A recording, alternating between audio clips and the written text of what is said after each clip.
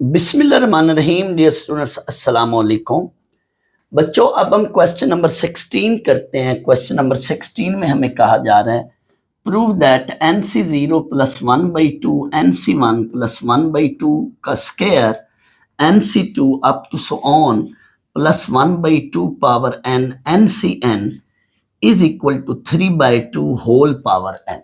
मैं यहाँ पे सिर्फ आपके समझाने के लिए एक टर्म और आगे लिखता हूँ ताकि आपको और इस पैटर्न की अच्छी समझ आ जाए। तो ये टू पावर क्यूब अगली टर्म होगी। देखें ना, एन सी वन है तो two power one, n C two है तो टू पावर टू।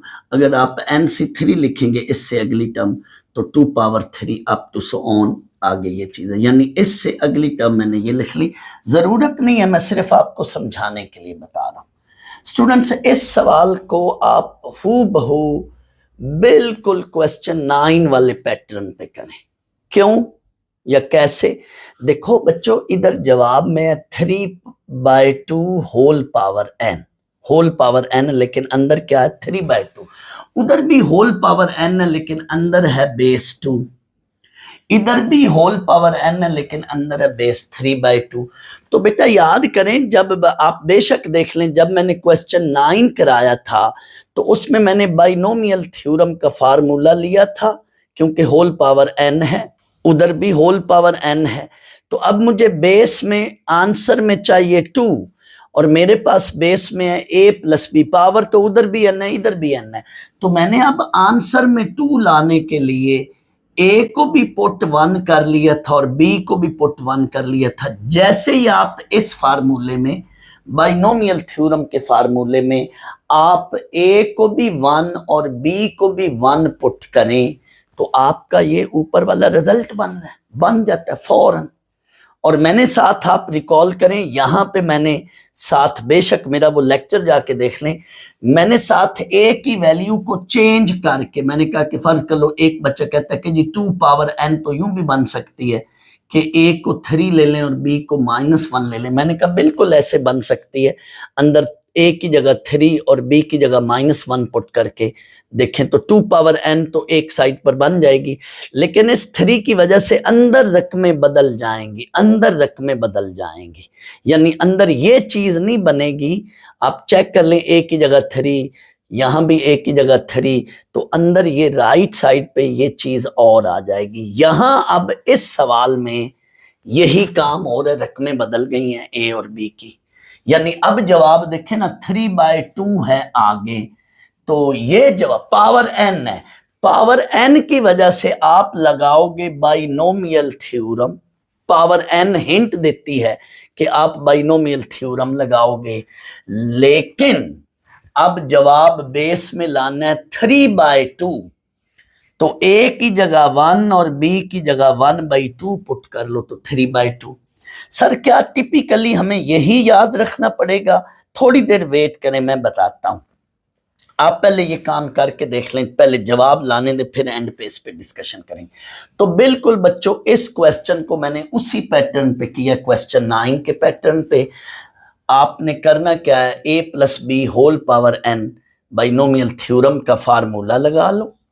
फिर आपने 3/2 पावर n बनानी है, यानी एक साइड पे क्या चीज बनानी है 3/2 और दूसरी साइड पर 1/2 की पावर्स हैं। दैट्स वाई एक वैल्यू को 1/2 ले लो तो दूसरी वैल्यू को क्या लेना है 1, तो ये जवाब आपका बन जाता है। तो इस सवाल में a को 1 लेना है और b को 1/2 लेना है। जैसे ही आप a को 1 पुट करो और b को 1/2 पुट करो, ऊपर वाले इस फार्मूले में आपका आंसर बन चुका है। आओ देख लो, a की जगह 1 और b की जगह 1/2 पुट करो, साथ ऊपर पावर n। इधर a की जगह 1/2, b की जगह, a की जगह 1 और b की जगह 1/2, a की जगह 1 और b की जगह 1/2, a की जगह 1 और b की जगह 1/2, सारे फार्मूले में पुट करें। जस्ट इससे अगला स्टेप आपका आंसर है। लेफ्ट साइड पे इसको अंदर एलसीएम लें, टोटल वैल्यू बनी 3/2 whole power n। Right side पर देखें, ये भी 1, क्योंकि 1 की पावर कोई भी चीज 1, और ये भी 1, किसी चीज की पावर 0 क्यों 1 होती है, आप मेरे लास्ट लेक्चर में देखें तो मैंने उधर बताई हुई चीज। इट मीन ये भी 1, ये भी 1, NC 0। गौर करना, NC 1 साथ 1/2 की पावर 1 तो वो 1/2, साथ ये NC2, लेकिन 1/2 का स्क्वायर तो 1 की पावर 2 और नीचे 2 का स्क्वायर, तो ये 1/2 का स्क्वायर ही बन रहा है। और ये 1/2 का क्यूब है तो 1/2 का क्यूब, ये सॉरी यहाँ पे ये चीज, ये टर्म बुक में नहीं लिखी हुई थी, मैंने लिख दी। एंड पे ये 1/2 की पावर क्या बन जाएगी, n। This is the required proof, hence proved. ये हो गया प्रूफ। इसमें यानी आप लेफ्ट हैंड साइड लेकर राइट हैंड साइड भी बनाई जा सकती है, लेकिन उसमें फिर बहुत सारे स्टेप्स बन जाएंगे। आप इस क्वेश्चन के सामने बुक पर लिख लो, क्वेश्चन 16 के सामने सेम एज क्वेश्चन 9, यानी क्वेश्चन 16 को आपने क्वेश्चन 9 के पैटर्न पे करना है। मैंने अपने लास्ट लेक्चर में क्वेश्चन 14 और 15 को सेम पैटर्न पे किया था, उधर मैंने बताए थे स्टेप। क्वेश्चन 16 के आगे आप लिख लें सेम एज क्वेश्चन 9, ये क्वेश्चन 9 के पैटर्न पे होगा। फर्क क्या है, उधर है बेस में 2 पावर n, इधर है बेस में 3/2 पावर n। पहले तो देखें पावर n की वजह से उधर भी बाइनोमियल थ्योरम लगना है, इधर भी बाइनोमियल थ्योरम लगना है। उधर बेस में 2 बनाना है तो a को भी 1 ले लो, b को भी 1 ले लो, बेस में 2 बन जाएगा, 2 पावर n बन जाएगा और दूसरी साइड पे वो रिजल्ट बन जाएगा। इधर बेस में बनाना है 3/2 और साथ आंसर को देखो तो साथ इधर है 1/2 का स्क्वायर, 1/2 का क्यूब, इस तरह से आगे 1/2 पावर n है, ये 1/2 का क्यूब मैंने खुद बनाया। इट मीन a और b में से एक चीज को 1/2 लेना है तो दूसरी चीज को क्या लेना है। अब पहली टर्म को ही देख लो, इससे कंपेयर कर लो। इसमें पहली टर्म हमारे पास ये है, जबकि उधर पहली टर्म NC0 है। इसमें दूसरी टर्म हमारे पास, यानी मैं ये बताना चाह रहा हूं कि किसको 1/2 लेना है और किस को 1 लेना है। a और b में से एक वैल्यू को 1/2 लेना है और दूसरी को 1/1 लेना है, तो ये मैं बताना चाह रहा हूं। NC1 यहां से अब कंपैरिजन करें, NC1 साथ a पावर n-1 और b पावर 1, तो यहां से आप देख लें कि b की जगह आप 1/2 लें और a की जगह आप 1 लें तो आपका वो रिजल्ट बन रहा है। इस तरह से ये करना है, तो a को आप 1 ले लें और b को 1/2 ले लें तो आपका रिक्वायर्ड रिजल्ट बन जाता है। स्टूडेंट्स, बहुत सारे सवालात ऐसे होते हैं कि उनमें हम जब तक कोई टिपिकल स्टेप परफॉर्म नहीं करते वो क्वेश्चंस नहीं हो सकते। मिसाल के तौर पर आपने देखा क्वेश्चन 9 के अंदर हमने पर्टिकुलरली ये स्टेप करेंगे तो वो चीज होएगी, यानी आप बाइनोमियल थ्योरम लगाकर a की जगह 1 और b की जगह भी 1 पुट करेंगे तभी वो रिजल्ट आएगा क्वेश्चन 9 में। सिमिलरली अभी मैंने थोड़ी देर पहले जो क्वेश्चन 16 करवाया था उसमें भी आप a की जगह 1 और b की जगह 1/2 पुट करोगे तभी वो रिजल्ट आएगा। अब ये क्वेश्चन 17 भी इसी तरह का है और ये क्वेश्चन भी इसी की तरह मिलता जुलता है। फर्क क्या है, मैं फर्क बताता हूं, जरा देखिएगा।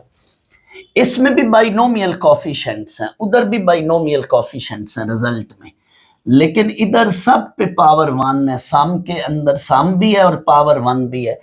इधर सम के साथ हर बाइनोमियल कोफिशिएंट पे पावर 2 है, वो और ये देख लें रिजल्ट।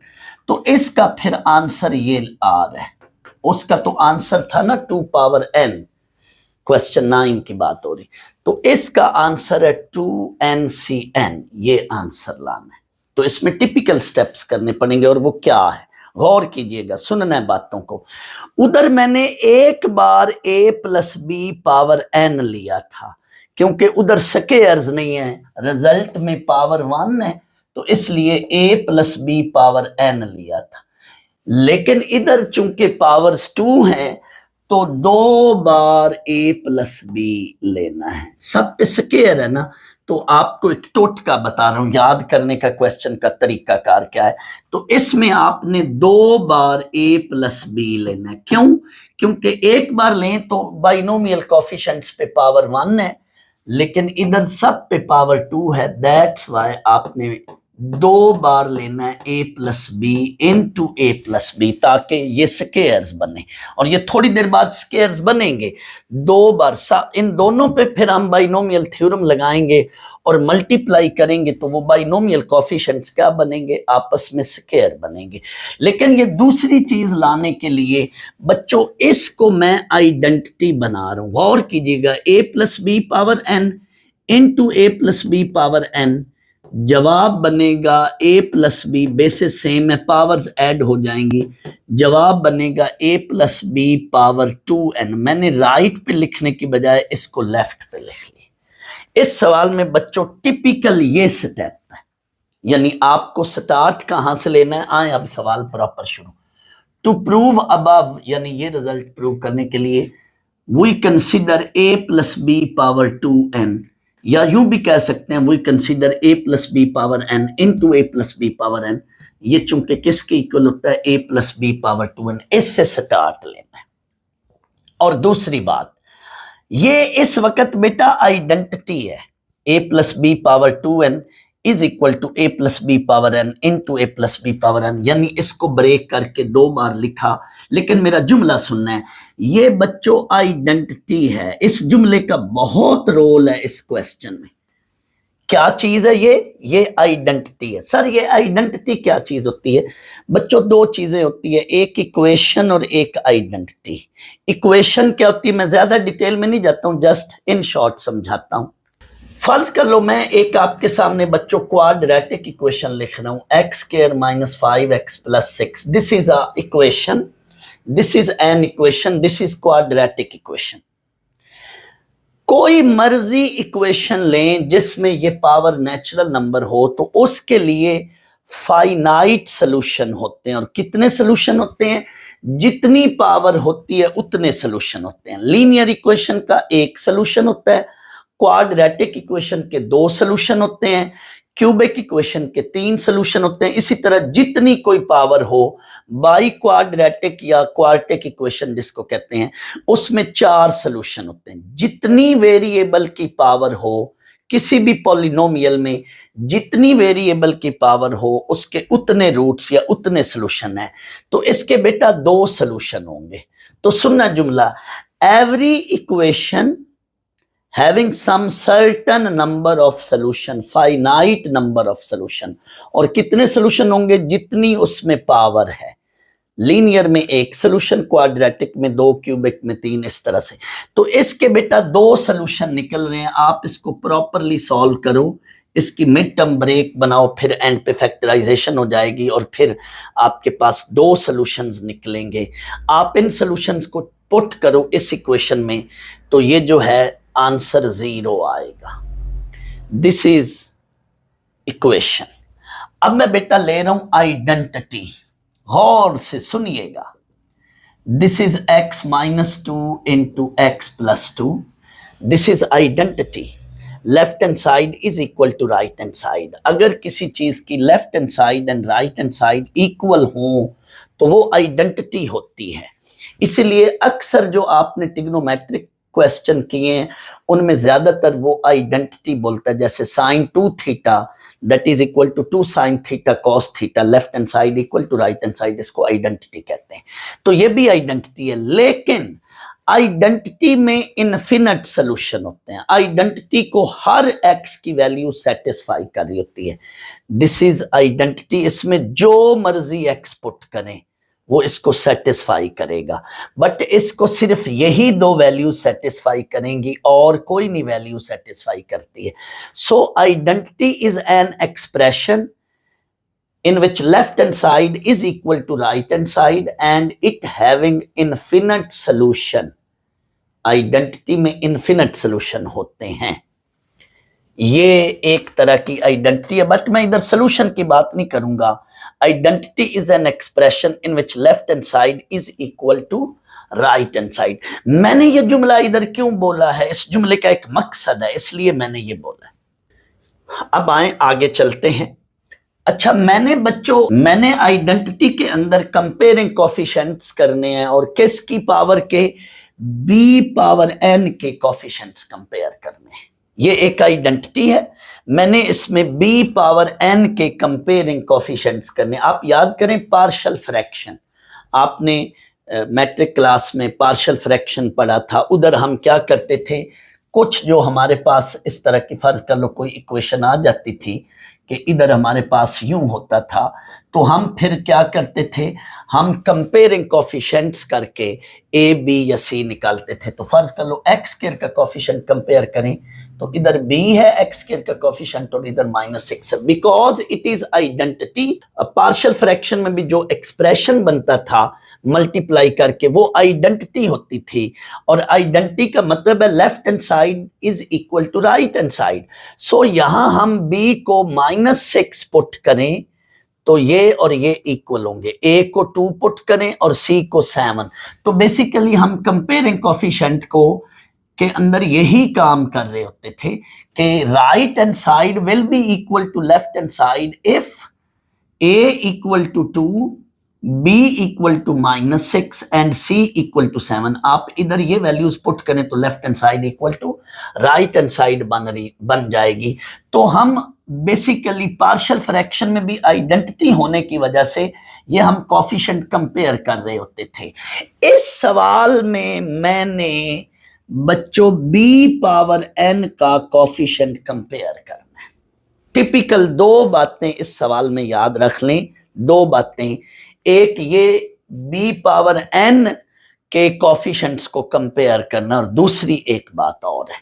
असल ये बात है b पावर n के कोफिशिएंट को कंपेयर करना है, और दूसरी बात ये है कि इसमें आपने, अब चूंकि मैंने कहा b पावर n के कोफिशिएंट को कंपेयर करना है, तो इसमें आप a को 1 पुट कर लो। इस पूरे आइडेंटिटी में इधर भी और इधर भी सब में a को 1 पुट कर लो, या a को 1 पुट कर लो या b को, दोनों में से किसी एक को 1 पुट कर लो। क्योंकि जब आप इस पे बाइनोमियल थ्योरम लगाओगे तो 1 की जो पावर्स हैं वो 1, यानी एक a या b में से कोई एक चीज रहे और दूसरी खत्म हो जाए, तो मैं यहाँ पे a को 1 और b को b ही रख रहा हूं, यानी a को 1 पुट किया है, या a को 1 पुट कर लो या b को, दोनों में से किसी एक को। तो मैंने a को 1 पुट किया। अब आप देखें इसमें इधर भी a को 1 पुट किया, इधर भी a को 1 पुट किया, ये या ये आइडेंटिटी है, इसमें या इसमें कोई फर्क नहीं है, ये या ये आइडेंटिटी है। तो मैंने अब यहां पर आकर मैं वो जुमला बोल देता हूं, मैंने दोनों तरफ से बेटा, इधर से b और इधर से b की पावर n वाली टर्म्स निकालनी है और उनके कोफिशिएंट्स को कंपेयर करना है। ये टिपिकल बात है। आपने ये चीज लेकर के, आइडेंटिटी लेकर के a को 1 पुट कर लें ताकि कोई a या b में से जब हम बाइनोमियल थ्योरम लगाएं तो एक टर्म खत्म हो जाए वो 1 की वजह से, और फिर आपने क्या करना है, b की पावर n के कोफिशिएंट्स को कंपेयर करना है, यानी वो टर्म निकालनी है जिसमें b पावर n है। तो आए अब यही काम शुरू। अब आपको सवाल का कंसेप्ट मैंने दे दिया, अब आप बड़े आराम से सवाल कर लोगे। आओ, पहले मैंने राइट एंड, ये पूरी एक्सप्रेशन या इसको नाम आइडेंटिटी को a दे दिया। मैंने अब राइट हैंड साइड पहले निकालनी है और इसको सॉल्व करते हुए इसमें से bn वाली टर्म मैंने निकालनी है, आइडेंटिटी से bn वाली टर्म निकालनी है। ये चीज सामने ज़हन में रखिए। अब इस पे बच्चों बाइनोमियल थ्योरम इस पे भी लगेगा और इस पे भी लगेगा। चूंकि स्क्वायर आ रहा है रिजल्ट्स में, तो 2 बार आपने a प्लस बी लेना है और a को क्या पुट करना है, 1, और आइडेंटिटी बना लेनी। तो आए जी, अब इस पे बाइनोमियल थ्योरम लगाएंगे, इस पे भी और इस पे भी। nc0 1 power n minus 0 b power 0, इस पे लग रहा है पहले nc1 1 power n minus 1 b power 1, nc2 1 power n minus 2 b power 2 up to so on, plus NCN 1 power n minus n b power n into, अब इस पे लग रहा है, ये भी वही टर्म बनेंगी। 2 है ना ये वैल्यूज, दोनों पे अलग अलग बाइनोमियल थ्योरम लगा लिया। अब आप इनको जरा सॉल्व कर लें, एक स्टेप आगे जाएं। NC0 1 पावर n वो 1 और b पावर 0 वो 1 है, तो ये पहली टर्म बनी NC1। अब ये देखो आगे सब में वन वाली टर्म गायब हो जा रही है, क्योंकि वन की कोई भी पावर है तो वो वन है, तो हम इसलिए इन ए या बी में से किसी एक को वन पुट करने, तो कोई जरूरी नहीं था कि आप ए को वन पुट करें, ए को ए रहने देते और बी को वन पुट कर लें तब भी हो जाना है। तो इसमें अब ये दूसरी टर्म वही है, तो अब ये सिंप्लीफाई हो रहा है, n C zero, one power n, b power zero, तो वन पावर एन वन और बी पावर जीरो, तो एन सी जीरो। मैं एक बार फिर रिपीट कर रहा हूं, एन सी वन और b power one, n C two b power two, up to so on n C n b power n, और दूसरी वैल्यू भी यही है। अब यहां पर आपने एक ये भी काम करना है कि ये वाली जो वैल्यूज हैं इनको रिवर्स ऑर्डर में लिख लेना है। सारी टर्म्स बेटा आपस में ऐड हो रही हैं, तो जब टर्म्स आपस में ऐड हो रही हो तो उनको आप कम्यूटेटिव लॉ से रिवर्स फॉर्म में भी लिख सकते हैं। मैं सिर्फ 3 टर्म्स के लिए ये चीज समझा देता हूं। Let x plus y plus z है, सारों में प्लस है, तो आप इसको यूं भी लिख सकते हैं, इसमें कोई हरज तो नहीं है ना। लेकिन ये इस तरह से रिवर्स ऑर्डर में लिखने से एक मकसद है, तो सेकंड को रिवर्स ऑर्डर में लिखा, या फर्स्ट को रिवर्स में लिख लो और सेकंड वैसे रहने दो, या सेकंड को रिवर्स में लिख लो और फर्स्ट ऐसे रहने दो। अब आएंगे, अब वही बात, मैंने बी एन वाली टर्म्स निकालनी है, तो यही बात गौर से कीजिए, सुनना है। ये जुमला आपने पेपर में बच्चों जरूर लिखना है, ये वाली बात बहुत अहम है, गौर से सुनना।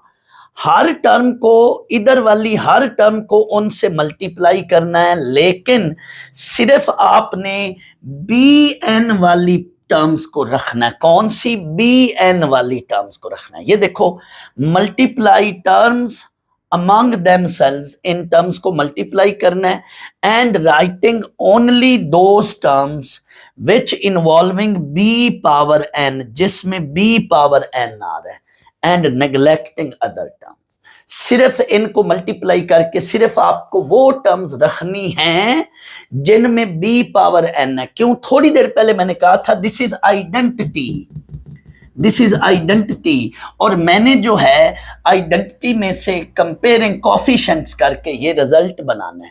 उधर पार्शियल फ्रैक्शन में आप कंपेयरिंग कोफिशिएंट्स करके ए बी सी निकालते थे और वो ए बी सी कोफिशिएंट्स होते थे। इधर भी ये कोफिशिएंट्स हैं, ये कोफिशिएंट्स हैं, इन कोफिशिएंट्स की वैल्यू निकालनी है। लेकिन कौन सी टर्म्स को कंपेयर कर रहा हूं मैं? बी पावर एन वाली टर्म्स को कंपेयर कर रहा हूं। आए, अब आपको समझ आ जाएगी, गौर करें। तो अब इसको रिवर्स ऑर्डर में कैसे लिखना है गौर कीजिएगा।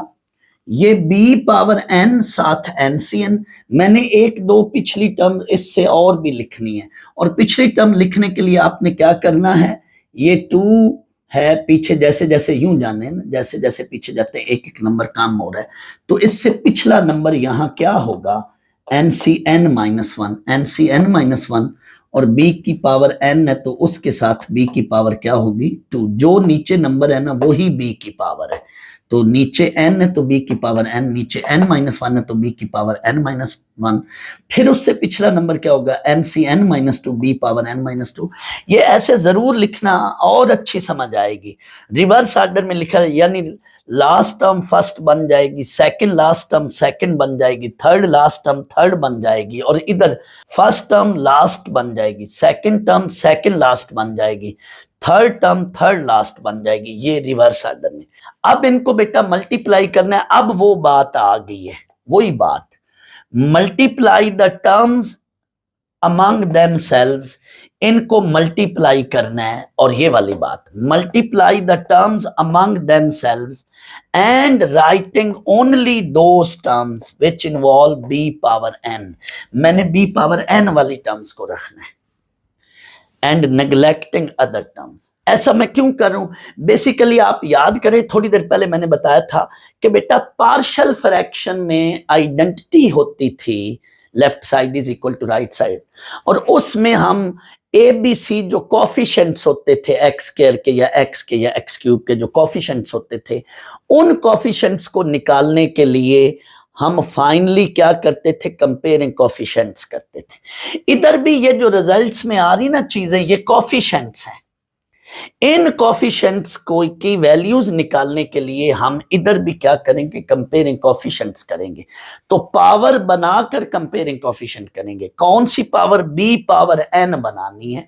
मैंने इन कोफिशिएंट्स की वैल्यूज निकालनी है, तो b पावर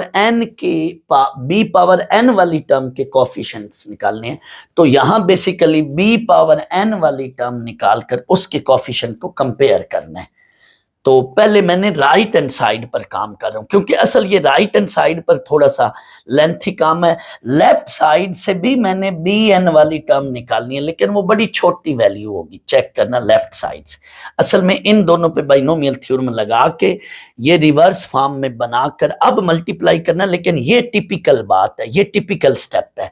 हर टर्म को मैंने इसको उधर से हर टर्म से मल्टीप्लाई करना है, इसको भी उधर हर टर्म से मल्टीप्लाई करना है, इसको भी उधर हर टर्म से मल्टीप्लाई करना है। लेकिन मेरी रिक्वायर्ड या मेरी वांटेड चीज, वांटेड टर्म क्या कौन सी है, वो वाली वैल्यू वांटेड है जिसमें b पावर n है। मेरी वांटेड वैल्यू क्या है, रिक्वायर्ड या टारगेटेड वैल्यू क्या है, वो वाली टर्म जिसमें b पावर n है। तो सुनना है जुमला, NC0 को इन सब से मैं मल्टीप्लाई करूंगा, लेकिन b पावर n वाली टर्म सिर्फ इससे मुझे मिलेगी। गौर करना, NC0 इससे जब मल्टीप्लाई खाएगा होगा तो NC0 इंटू NCN साथ b पावर n, लेकिन ये NCN इससे भी मल्टीप्लाई होगा। मैं वो लिख नहीं रहा हूं, क्यों? मेरी रिक्वायर्ड फॉर्म, मेरी रिक्वायर्ड टर्म जो है वो सिर्फ इससे मिल रही है। लेकिन थोड़ी देर के लिए मैं इसको इस वाली टर्म से मल्टीप्लाई करूं तो साथ b पावर n माइनस 1 आएगा। ये जब थर्ड टर्म से मल्टीप्लाई होगा तो b पावर n माइनस 2 आएगा। ये सारी मेरी डिजायर्ड चीजें नहीं है। मेरी डिजायर्ड या रिक्वायर्ड क्या है, जस्ट b पावर n वाली टर्म। तो यही जुमला है, multiply the terms among themselves, ये टर्म्स होना चाहिए, among themselves and writing only those terms which involve b power n। असल ये टारगेट है बच्चों, नेग्लेक्टिंग अदर टर्म। तो ये जब इन सब से मल्टीप्लाई हो रहा है तो मैं सिर्फ पहली टर्म रख रहा हूं, बाकियों को मल्टीप्लाई कर। बच्चों ये फर्स्ट टर्म उन सब से मल्टीप्लाई हो रही है, उन तमाम टर्म से यहां पे, लेकिन हम उन टर्म्स में से सिर्फ एक टर्म रख रहे हैं जिसमें b पावर n है, बाकियों को इग्नोर कर रहे हैं, नेग्लेक्ट कर रहे हैं। गौर कीजिएगा। सिमिलरली अब ये वाली टर्म इन सब से मल्टीप्लाई होएगी, लेकिन मुझे इधर से bn वाली टर्म इससे मिलनी है।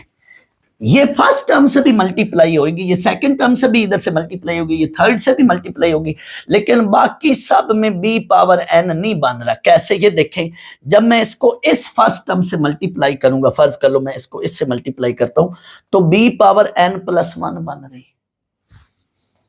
इससे जब मल्टीप्लाई करेंगे तो बेसिस सेम है, पावर्स ऐड हो रही है। देखो बेसिस सेम है, पावर, यानी पहली टर्म को पहली से मल्टीप्लाई करें तो b पावर n बन रही है। दूसरी टर्म को सिर्फ दूसरी से मल्टीप्लाई करें, बाकियों से ना मल्टीप्लाई करें, तो b पावर n मिल रही है। बेसिस सेम है, पावर्स ऐड हो जाएंगी। अब आप क्लिक कर गए हो बच्चा लोग। तीसरी टर्म को फिर बाकियों से नहीं, सिर्फ तीसरी से मल्टीप्लाई करें, बेसिस सेम है, पावर्स ऐड होंगी। यानी जो इधर पावर है उधर n माइनस दैट वाली पावर से, इधर 1 पावर है n माइनस 1 वाली पावर से इसको मल्टीप्लाई करोगे। इधर 2 पावर है इधर 2 पावर है उधर n माइनस 2 पावर से मल्टीप्लाई करोगे तो ये टर्म बनेगी। तो ये लास्ट वाली term NCN b power n, ये इसमें कोई नहीं है ना, तो ये इससे मल्टीप्लाई करोगे तो b पावर n बनेगी। पहली टर्म पहले से, दूसरी टर्म दूसरे से, तीसरी टर्म तीसरे से, बाकी इग्नोर करते। आखिरी टर्म आखिरी से मल्टीप्लाई करो तो b पावर n बनेगी। प्लीज, मैंने सिर्फ आपके समझाने के लिए यूं किया है, आप यूं भी कर सकते हो डायरेक्ट। बेसिस सेम है, पावर्स ऐड हो गए, बेसिस सेम है, पावर्स ऐड होगी।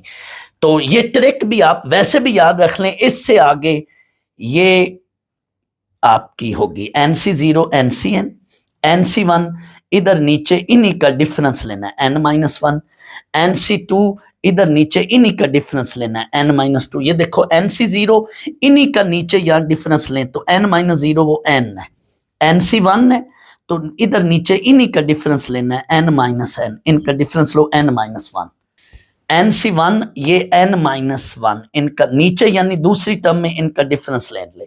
NC2 ये वैसे जुगाड़ बता रहा हूँ, ये वैसे जुगाड़ बता रहा हूँ। NC2 n के साथ नीचे इनका डिफरेंस और हर एक के साथ b पावर n, और ये NCN है साथ इनका डिफरेंस n माइनस एन नीचे NCN और इनका डिफरेंस लें NC0 b पावर n। ये आपकी ये स्टेप बना। अब बच्चों यहां से एक तो मैं bn कॉमन ले रहा हूं, लेकिन उससे पहले एक बात सुन लें, ये जो आंसर लाना है ना, आंसर में देखें ना यहाँ NC0 तो मुझे यहाँ भी NC0 चाहिए ताकि NC0 का स्क्वायर बने, और ये NC1 है मुझे यहाँ भी NC1 चाहिए ताकि NC1 का स्क्वायर बने। सिमिलरली यहाँ भी मुझे NC2 चाहिए ताकि NC2 का स्क्वायर बने। तो यहाँ पर मैं बेटा दो स्टेप्स इकट्ठे कर रहा हूँ क्योंकि ये क्वेश्चन बहुत लेंथी हो जाता है, हो जाएगा। तो b पावर n कॉमन भी ले रहा हूँ और यहाँ पे इसकी जगह लिख रहा हूँ NC0, इसकी जगह लिख रहा हूँ NC1, इसकी जगह लिख रहा हूँ NC2। वजह ये वजह कंप्लीमेंट्री कॉम्बिनेशन, या इसको आप याद करें सिमेट्री प्रॉपर्टी ऑफ कॉम्बिनेशन भी कह सकते हैं। पहले मैंने वो PQ की फॉर्म में पिछले एक आध लेक्चर, एक दो लेक्चर में बात बताई थी, लेकिन ये भी वही चीज़ है। बात क्या है, असल बात क्या है कि नीचे वाली चीज़ों का अगर सम, नीचे वाले नंबर्स का सम ऊपर वाली वैल्यू बने तो वो कॉम्बिनेशन बराबर होते हैं, यानी 9C2 और 9C7 ये बराबर होते हैं। इसलिए ये बराबर हैं इसलिए कि इनका नीचे वाले नंबर्स का सम ऊपर वाली वैल्यू बन रहा है। तो ये देखो बच्चों, इनका सम ऊपर वाली वैल्यू बन रहा है, लिहाजा ये दोनों आपस में बराबर हैं। इनका सम ऊपर वाली वैल्यू बन रहा है, लिहाजा ये दोनों आपस में बराबर हैं। हर एक का सम जो है ना, नीचे वाले नंबर्स का सम, वो ऊपर वाली वैल्यू बन रहा है। इसलिए ये कॉम्बिनेशन इसके बराबर है या ये इसके बराबर है, ये दोनों आपस में बराबर हैं। इट मीन इसकी जगह ये लिख लो, ये दोनों आपस में बराबर हैं। इट मीन इसकी जगह ये लिख लो, ये दोनों आपस में बराबर है। NC2 इस लिहाज से देखें तो ये बराबर होगा NCN-2। ये सारे कंप्लीमेंट्री कॉम्बिनेशन है। एक तरह से ये इसके बराबर, मैं थोड़ी देर के लिए यूं कहना चाहता हूं कि ये इसके बराबर है, ये इसके बराबर है। अकॉर्डिंग टू दिस रूल, नीचे वाली चीजों का नंबर्स का सम ऊपर वाली वैल्यू बन रहा है, ऊपर वाला नंबर बन रहा है, लिहाजा ये सब आपस में बराबर हैं। लेकिन मैं अपने रिक्वायर्ड टारगेट को देखते हुए इसकी जगह ये लिख रहा हूं, सारों के लिए ये रीजन दे लेना। इसकी जगह ये लिख रहा हूं, इसकी जगह ये चीज बनानी ना, टारगेट को सामने रखें। तो ये BN कॉमन भी लिया और इधर जो है मुझे आखिर में NCN लाना, लिहाजा NC0 की जगह NCN लिखूंगा। इधर NCN की जगह NC0 लिख रहा हूं, लेकिन यहां इधर NC0 की जगह NCN लिख रहा हूं। ये दोनों भी बराबर हैं और ये दोनों भी बराबर हैं। नीचे वाले नंबर्स का सम ऊपर वाला नंबर बन रहा है, चेक कर लो। तो b पावर n कॉमन भी लिया और साथ ये कंप्लीमेंट्री कॉम्बिनेशन भी लगाया या सिमेट्री प्रॉपर्टी। बस खत्म होने लगी है चीज। एक साइड में मैंने ये बात बना ली, ये अब मल्टीप्लाई करें ना, अपने आप का स्क्वायर हो रही है, साथ b पावर n। मैंने इससे bn वाली टर्म राइट हैंड साइड से निकाल ली है। अब मैं लेफ्ट साइड से भी bn वाली टर्म निकालूंगा। ये मुझे राइट हैंड साइड से bn वाली टर्म मिली है। अब मुझे लेफ्ट हैंड साइड से भी bn वाली टर्म निकालूंगा और इक्वेट करूंगा। इक्वेट क्यों कर रहा हूं? आइडेंटिटी की वजह से। आए अब इधर से हम bn वाली टर्म निकालेंगे। मैं अब ये नहीं मिटाता हूं क्योंकि ये सामने इक्वेट करना है, तो मैं अब इधर इसको मिटाकर यहां से bn वाली टर्म निकालूंगा और आपका ये आंसर आने लगा है। सिर्फ bn वाली टर्म हम निकाल रहे हैं। एक और बात भी ऐड कर लूं, अगर आप यहां पे b को 1 पुट कर लें और a को a ही रहने दें तो भी ये ऐसे ही होना था। फिर a की पावर n हम निकालते, a की पावर n वाली टर्म को इक्वेट करते। फिलहाल यहां हम a को 1 और b को b ही रहने दे रहे हैं, तो ये काम हो रहा है। तो अब मैं इसको मिटाकर अगली वैल्यू यहां से आगे कंटिन्यू यहां करता हूं, यानी अब मैंने इसकी बी एन वाली टर्म निकालनी है। अब यूं सवाल बन रहा है कि find that term in the expansion of this one, find that term which involve b power n. जैसे आपने बच्चों ये क्वेश्चन 6 देखे ना, उसके अंदर मुख्तलिफ वैल्यूज दी होती हैं और कहते हैं, कभी कहते हैं find the term which involve b power 6, find the term which involve x cube y, find the term which involve x power 10। इस तरह के क्वेश्चन थे। तो अब यूं सवाल बन गया कि इसमें से हमने वो टर्म निकालनी है विच इन्वॉल्व या कंटेन बी पावर एन, ये बेसिकली इसमें से। तो आए अब हम ये करते जी बच्चों। अब यहां से इसका बाकी कंटिन्यू पार्ट यहां पर है। अब मैं जो इक्वेशन ए में, ये हमारी इक्वेशन ए थी ना, 1 + b whole power 2n, 1 + b into 1 + b power n और पावर n, ये इक्वेशन ए थी हमारी, वो यहां थी, मैंने मिटा दी। तो अब इक्वेशन ए में से ये वाली टर्म ले रहा हूं, ये वाली वैल्यू ले रहा हूं, इसमें वो टर्म निकाल रहा हूं जिसमें b पावर n है। तो यही बात लिखी है, 1 + b whole power 2n, we find that term which involve b n. इसकी एक्सपेंशन में वो टर्म निकालनी है जिसमें जस्ट बी पावर एन है। तो इसको देखें, इस पे मैंने ये जनरल टर्म फार्मूला लगाना है। तो इसमें ए है, बी है, लेकिन थोड़ी देर के लिए मैंने लिख दिया है n is equal to 2n।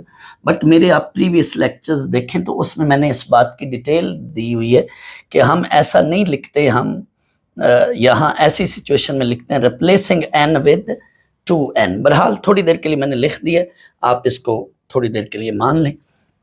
General term formula लगाया, इसमें अभी मुझे r का नहीं पता है, a b और n का पता है। इसमें a की जगह 1 और b की जगह b और n की जगह 2n रिप्लेस कर दिया। r का अभी नहीं पता, तो 1 की कोई भी पावर हो तो वो 1 होती है, तो ये चीज बन गई।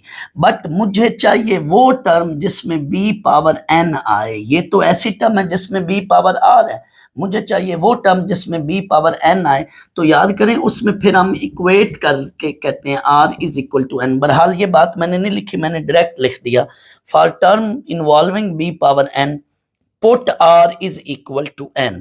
r की वैल्यू जो है, इसमें मुझे b पावर n चाहिए, तो r पावर है तो r की जगह n पुट कर दिया, 2ncn b पावर n। अब देख लो, ये b पावर n का ये कॉफिशेंट है, जबकि यहां b पावर n का ये कॉफिशेंट है, चाहिए भी यही चीज।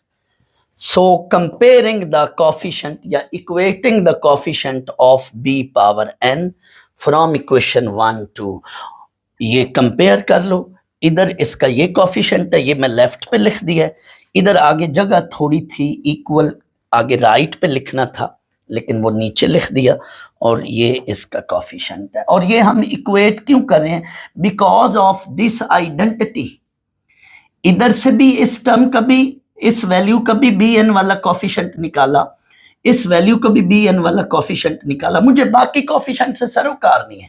इस राइट हैंड साइड से बी एन वाली टर्म निकाली, उसका कॉफिशेंट ये और बी एन वाली टर्म है ये।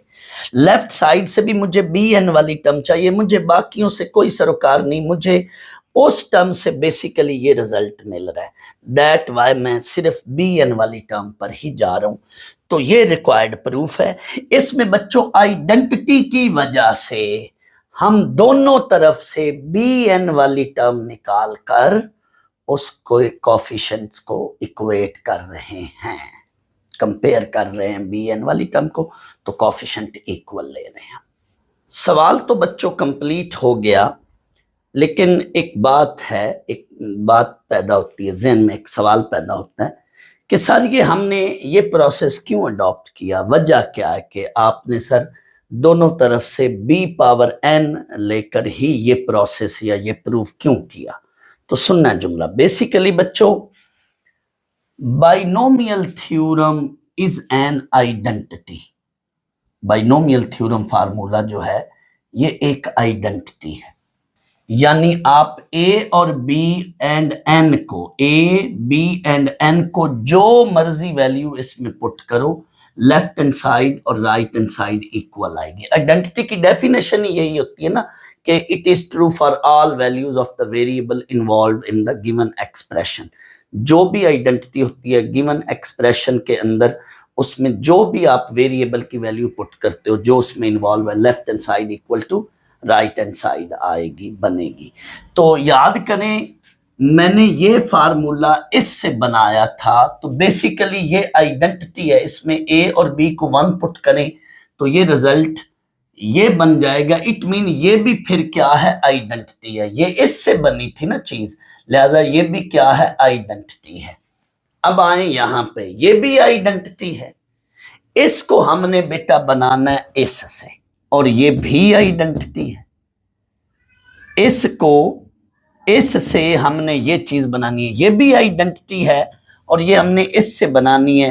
तो ये एक्सप्रेशन लेकर अब इसमें याद ये रखना ना कि इसमें चूंकि स्केयर्स हैं तो हम 2 बार a plus b whole power n, 2 बार a plus b whole power n, और उसमें हमने 1 बार a plus b whole power n लेकर इसके फार्मूले को एक्सपेंड किया और इसमें a की वैल्यू 1 और b की वैल्यू 1 पुट करें तो ये प्रूफ बना। लेकिन इसमें फार्मूले को एक्सपेंड करके bn वाली टर्म्स को निकालना है, bn के कोफिशिएंट्स को कंपेयर करना है, लेनी ये आइडेंटिटी है। इसमें रिकॉल करें इससे पहले जो आइडेंटिटी थी वो ये थी, ये भी आइडेंटिटी है, ये वाली बेसिक आइडेंटिटी इससे जो पहले थी वो मैंने मिटा दिया, तो a को 1 पुट किया, यहां भी और यहां भी, इट मीन ये भी आइडेंटिटी है, और इस आइडेंटिटी से फिर हमने ये आइडेंटिटी प्रूव की है। ये सीन सारा बेसिकली आइडेंटिटी का है। दूसरी बात एक और भी मैं बच्चे बताता चलूं, रट्टा नहीं लगाना, सुनना, ये कोई जरूरी नहीं है कि यहां पे आप ये रिवर्स टर्म बनाएं, कोई जरूरी नहीं है, आप ऐसे भी रहने दें तो भी ठीक था। बेसिकली आपको फिर bn वाली टर्म बनाने के लिए फर्स्ट टर्म को लास्ट से मल्टीप्लाई करना पड़ेगा, इधर वही लास्ट फर्स्ट में आ गई है, यानी फिर तरतीब ये बनती फर्स्ट को लास्ट से, सेकंड को फिर सेकंड लास्ट है, यहां जो सेकंड लास्ट टर्म है वो ये है, तो ये फिर सीन बनता थर्ड को थर्ड लास्ट से, और ये लास्ट को फिर फर्स्ट से। लेकिन अगर आप रिवर्स कर ले तो फिर जरा ऑर्डर आसान हो जाता है, क्या, पहली को पहली से, दूसरी को दूसरी से, तीसरी को तीसरी से, यानी ऑर्डर आसान करने के लिए जस्ट इन टर्म्स को हमने रिवर्स ऑर्डर में लेकर के मल्टीप्लिकेशन के ऑर्डर को आसान करने के लिए, मल्टीप्लिकेशन के ऑर्डर से मुराद पहली टर्म पहले से मल्टीप्लाई खाएगी, बाकी मल्टीप्लिकेशन पहली टर्म की बाकियों से नहीं होनी, फिर दूसरी टर्म दूसरी से मल्टीप्लाई होगी उसकी करेंगे, बाकियों से इसकी मल्टीप्लिकेशन नहीं करेंगे, और तीसरी टर्म की तीसरी से मल्टीप्लिकेशन करेंगे। जस्ट ऑर्डर चेंज करने का ये मकसद है, कोई और मकसद नहीं था। एक और बात भी मैं इसमें ऐड कर देता हूं, चलो मैं ये बात जो अभी ऐड करूंगा ये मैं थोड़ी देर के लिए, आप वीडियो पास करके वीडियो को रोक कर आप मेरी बात का पहले खुद जवाब देंगे, सोचना है, मैं भी अभी बताता हूं, लेकिन आपने एक बार वीडियो को रोक कर पास करके आपने पहले खुद सोचना है, मेरी बात का जवाब देना है, जहन में सोचना है, बेशक मुझे कमेंट में भेज देना, तो आप जरा सोचना, जवाब देना है। क्या वजह है कि सर आपने हमें सिर्फ इसमें bn वाली टर्म ही निकालने को कहा, या bn वाली टर्म से ही हम ये क्वेश्चन का जवाब बना रहे हैं, कोई और टर्म हमें ये जवाब बनाने में हेल्प नहीं कर सकती? मसलन b पावर n-1 वाली टर्म, या b पावर n-2 वाली टर्म, या b पावर n-3 वाली टर्म, या कोई और पावर b2, b3, b4 या bn जिसमें पावर में इन्वॉल्व हो। क्या वजह सिर्फ bn वाली टर्म ही हमें क्यों ये मतलब रिजल्ट बना कर दे रही है? वजह सोचें, आप पास कर लें और सोचें, मैं जवाब देता हूं, आप जरा खुद सोचें। जी बच्चों, मैं इसका जवाब देने के लिए मैं थोड़ी देर के लिए अब इसको मिटाता हूं, ये चीज मैं रखता हूं क्योंकि जवाब इधर से भी आपको देना है, जवाब यहां से हेल्प करेगा जो डिस्कशन होनी है आगे, ये वाली चीज मैं मिटाता हूं और मैं अब आपको जवाब दे रहा हूं। चलो थोड़ा सा हिंट दे रहा हूं, इससे कुछ आपको आइडिया मिल जाए। पास्कल ट्राइंगल से। जरा फिर सोच लें स्टूडेंट्स, बेसिकली ये जो फार्मूला है बाइनोमियल थ्योरम का फार्मूला, इसको अगर हम ओपन करें तो ये जो सामने इसका रिजल्ट है, इस रिजल्ट में पहली टर्म का कॉफिशिएंट और आखिरी टर्म का कॉफिशिएंट ये सेम होते हैं। पहली टर्म का कॉफिशिएंट, बाइनोमियल कॉफिशिएंट की बात हो रही है, पहली टर्म का बाइनोमियल कॉफिशिएंट और आखिरी टर्म का बाइनोमियल कॉफिशिएंट सेम होता है। मतलब ये है कि आप NC0 का जवाब निकालें वो भी 1 है और आप NCN का आंसर निकालें वो भी 1 है। फिर सेकंड टर्म और उधर से सेकंड लास्ट टर्म जो कि ये बन रही है, सेकंड लास्ट टर्म उधर से ये वाली बन रही है, आप उससे पीछे आए ना तो ये टर्म बन, ये कॉफिशिएंट बाइनोमियल कॉफिशिएंट ये भी सेम है। यानी वो कॉफिशिएंट सेम हैं जो इस कंडीशन पर पूरा उतर रहे हैं, सिमेट्री प्रॉपर्टी ऑफ कॉम्बिनेशन, यानी जिनका सम नीचे वाले नंबर्स का सम n बन रहा है, वो कॉफिशिएंट सेम हैं जिनमें नीचे वाले नंबर्स का सम n बन रहा है। इनका सम ऊपर वाला नंबर, इन दोनों का सम ऊपर वाला नंबर, इन दोनों का सम ऊपर वाला नंबर n बन रहा है। या थोड़ी देर पहले मैंने जब क्वेश्चन करा रहा था ना, तो मैंने इधर एक जुगाड़ उस वक्त लफ्ज बोला था कि ये जुगाड़ के तौर पे याद रख लो कि इधर ये जो कॉफिशिएंट है ये ऐसे होंगे कि ये सेकंड वाला कॉफिशिएंट हमेशा इसका नीचे वाला नंबर इनका डिफरेंस होगा। सेकंड वाला ये जो कॉफिशिएंट है ये इसके नीचे वाला ये जो नंबर होगा हमेशा इनका डिफरेंस होगा। ये देखो n-0, ये NC1 है तो यहाँ क्या होगा n-1। ये वैसे आपके सवाल के सही होने की एंड पे मैंने उस जुगाड़ का मेरा ये मकसद था कि निशानी बता रहा हूँ। और ये NC2 है तो यहाँ नीचे n-2। बेसिकली ये चीज है NCR, तो दूसरी चीज ये होगी NCN-R। ऐसा होगा तो ये इनका नीचे वाले नंबर्स का सम ऊपर वाला नंबर बनेगा। और जो मैं बात बता रहा हूं वो यही है, पहली टर्म और आखिरी टर्म का कॉफिशिएंट सेम होगा, यानी उसमें ये सीन बन रहा है। सेकंड टर्म और उधर से सेकंड लास्ट टर्म का कॉफिशिएंट सेम होगा, उसका ये सीन है। अभी मैंने कहा था ना थोड़ी देर पहले कि आप इसको ना रिवर्स फॉर्म में करें, लेकिन जब मल्टीप्लाई करना है तो फिर पहली टर्म को आखिरी से मल्टीप्लाई करना है। ये असल में ये सीन था। सेकंड को उधर सेकंड लास्ट से मल्टीप्लाई करना है, ये चीज तभी बनेगी। ये सिर्फ BN की टर्म में ही बन रही है, पहली और आखिरी, दूसरी और सेकंड लास्ट, तीसरी और थर्ड लास्ट। आप पास्कल ट्राइंगल से भी देख लें, बेसिकली पहला कॉफिशिएंट और आखिरी कॉफिशिएंट सेम। जैसे जैसे हम इधर जाते हैं, आपकी इस बात को ना मैं आपकी बुक में कुछ पॉइंट्स पढ़े हैं रिमार्क्स के तौर पर, मैं आपको पेज बताता हूं। पेज है 194, उस पे नीचे एंड पे है some properties of binomial expansion. ये आप खुद पढ़ लेना, इनमें काफी सारी चीजें मैं बता चुका हूं। तो इसमें तीसरा पॉइंट यही है, तीसरा पॉइंट नीचे पेज 194 में नीचे जाएं, तीसरी बात यही लिखी हुई है, the coefficient of terms equidistant from beginning and end are same, equal, एक जैसे होंगे, सेम की बजाय इक्वल कर लें।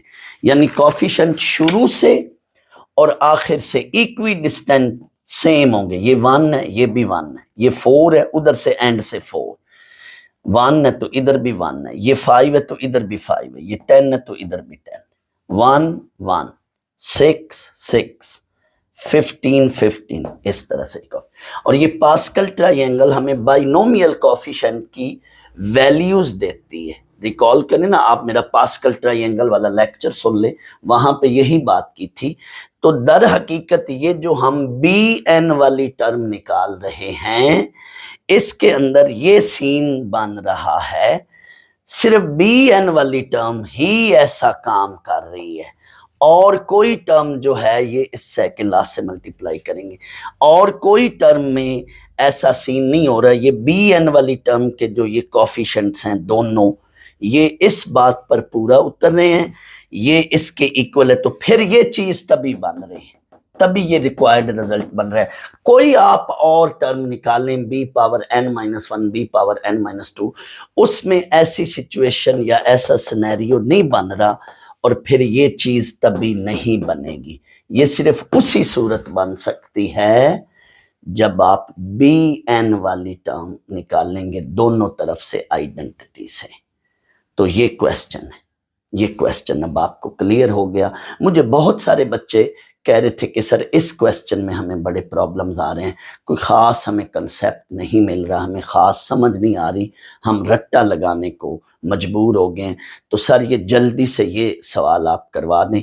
मैंने फिर इसीलिए जो है, बच्चों ने कुछ ने कहा 7 चैप्टर ही बहुत मुश्किल है, और कुछ ने कहा 7 चैप्टर का खास कर ये सवाल हमें बहुत दिक्कत और बहुत मुश्किल पेश आ रही है।